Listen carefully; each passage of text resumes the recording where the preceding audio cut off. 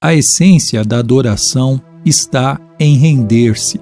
Rendição não é uma palavra popular, quase tão mal vista quanto submissão. Ela alude à perda, e ninguém quer ser um perdedor. Rendição evoca a desagradável ideia de admitir a derrota numa batalha, perder uma competição ou capitular perante um adversário mais forte. A palavra é quase sempre utilizada num contexto negativo. Criminosos capturados rendem-se às autoridades. Na atual cultura competitiva, somos ensinados a nunca desistir e jamais ceder. Logo, não ouvimos falar muito de rendição. Se vencer é tudo, render-se é inconcebível. Preferimos relacionar vitórias, sucessos, triunfos e conquistas a falar de complacência, submissão, obediência e rendição. Mas render-se a Deus é a essência da adoração. É uma resposta natural ao maravilhoso amor e à misericórdia de Deus. Entregamo-nos a Ele não por medo ou obrigação, mas por amor, porque Ele nos amou primeiro. 1 João 4:9.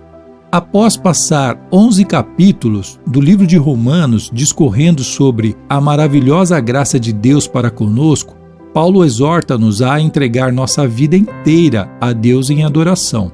Meus irmãos, por causa da grande misericórdia divina, peço que vocês se ofereçam completamente a Deus como um sacrifício vivo, dedicado ao serviço e agradável a Ele.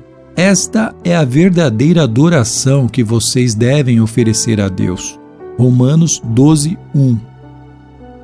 A verdadeira adoração, propiciar satisfação a Deus, acontece quando você se entrega totalmente a Ele. Repare que o versículo começa e termina com o verbo oferecer. A adoração consiste exatamente em oferecer-se a Deus. O ato de render-se é conhecido de muitas formas: consagração, fazer de Jesus o seu Senhor, carregar a cruz, morrer para si próprio, submeter-se ao Espírito Santo.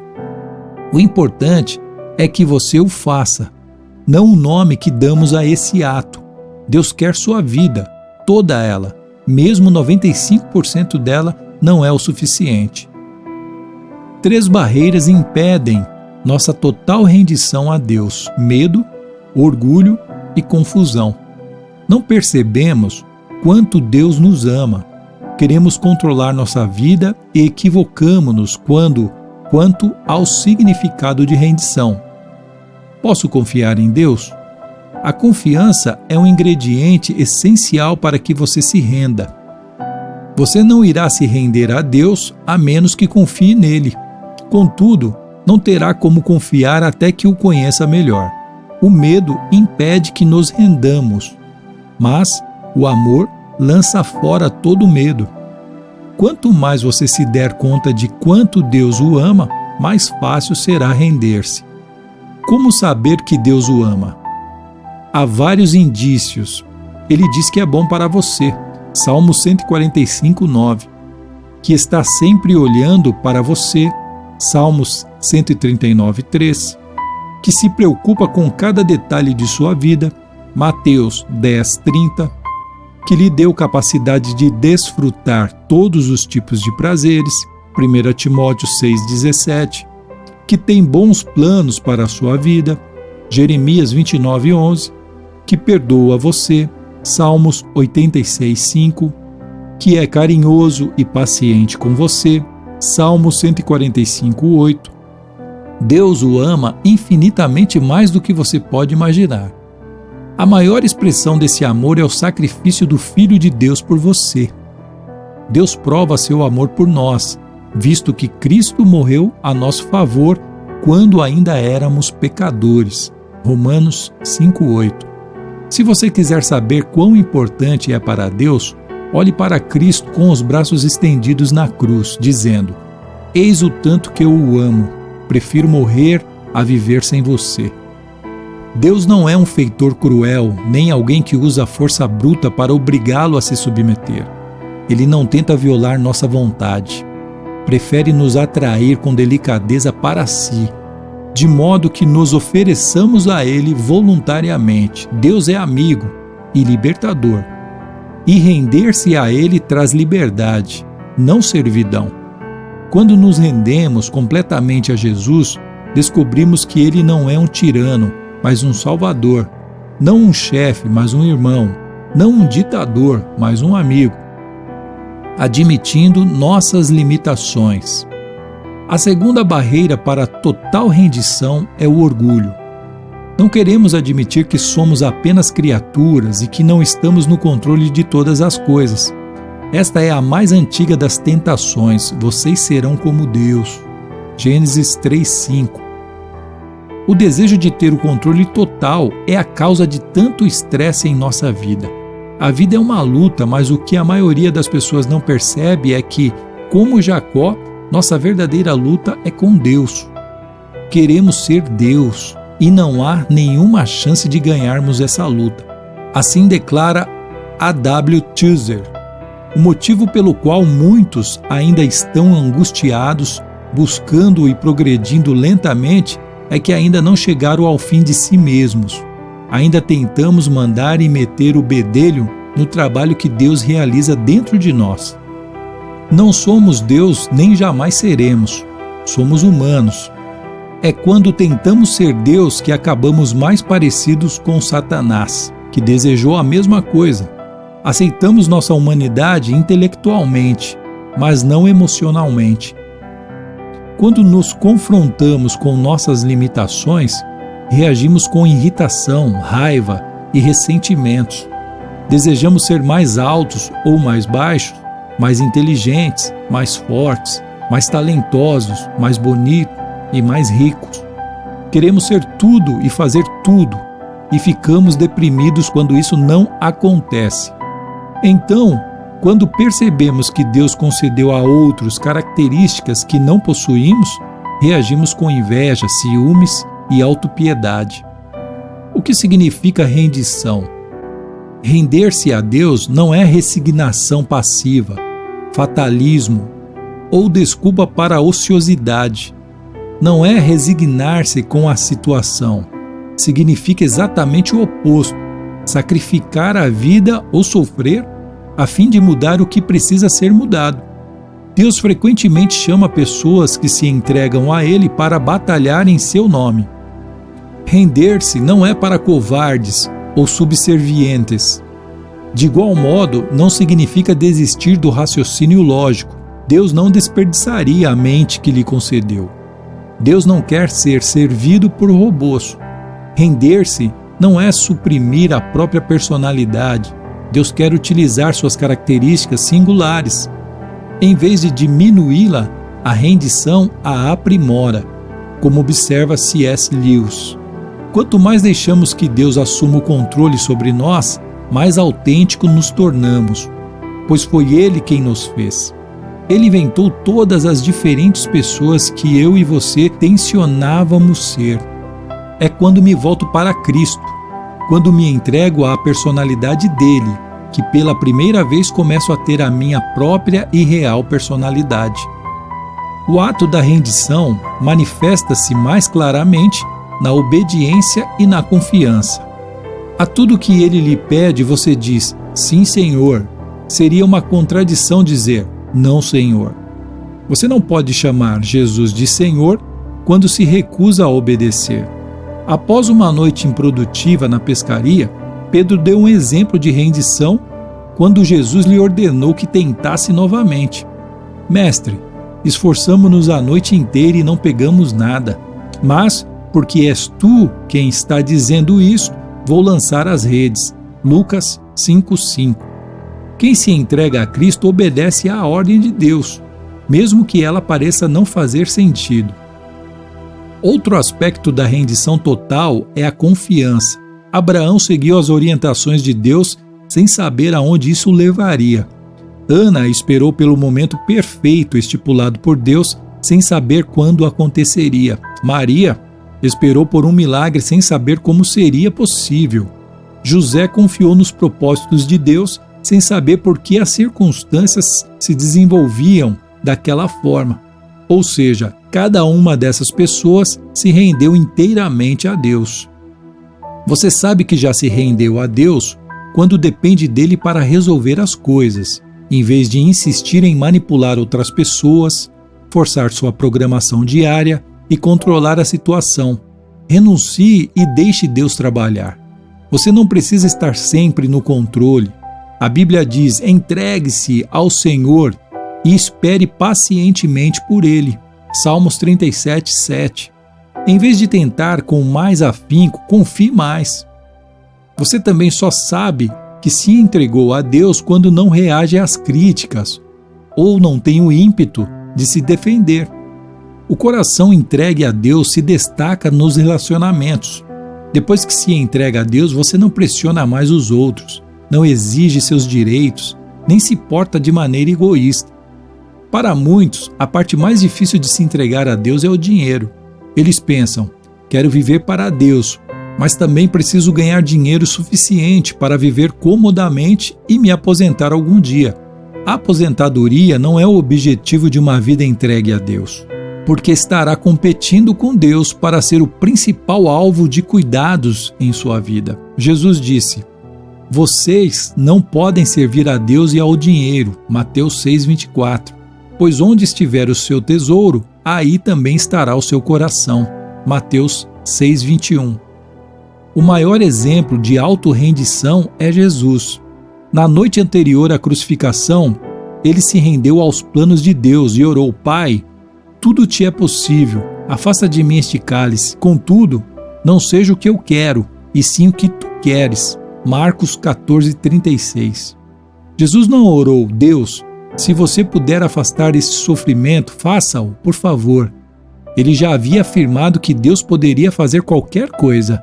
Em vez disso, orou: Deus, se for do teu interesse afastar esse sofrimento, afasta-o, por favor. Mas se isso cumpre teu propósito, esse também será o meu desejo. Quem verdadeiramente se rende a Deus diz: Pai, se este problema, dor, doença ou circunstância é necessário para o cumprimento do seu propósito e para que a tua glória resplandeça em minha vida ou na vida de outra pessoa, por favor, não o afastes. Este nível de maturidade não é facilmente alcançado. No caso de Jesus, ele ficou tão angustiado com os planos de Deus que transpirou gotas de sangue. Render-se é uma decisão difícil. No nosso caso, é uma intensa guerra contra a nossa natureza egoísta. A bênção de se render. A Bíblia é clara como cristal a respeito dos benefícios de se entregar a vida inteiramente a Deus.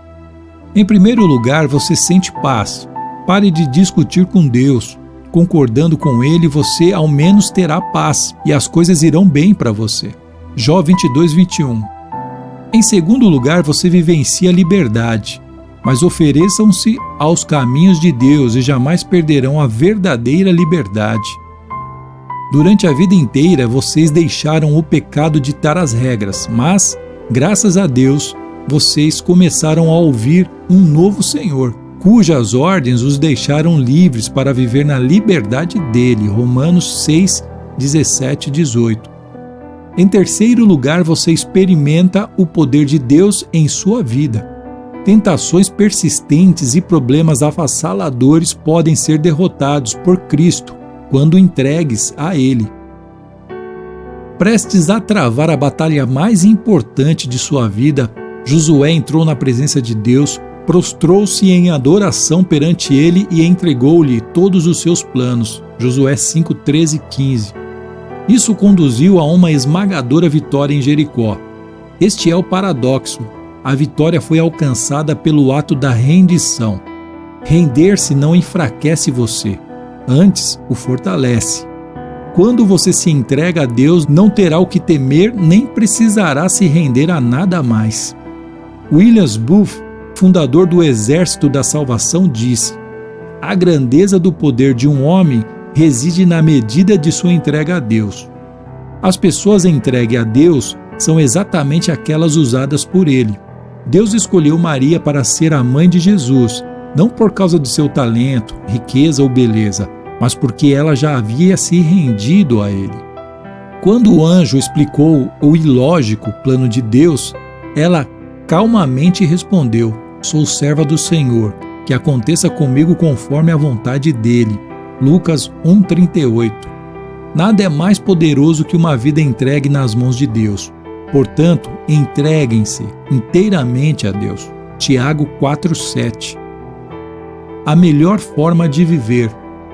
Todas as pessoas, com o tempo, se rendem a algo ou a alguém. Se não for a Deus, você se renderá a opiniões ou expectativa de outros, a dinheiro, rancor, medo, orgulho próprio, luxúria ou ego. Você foi feito para adorar a Deus e, se fracassar em adorá-lo, encontrará outras coisas, ídolos, às quais entregará sua vida. Você é livre para escolher a quem se entregar, mas não ficará livre das consequências dessa escolha, afirma Stanley Jones.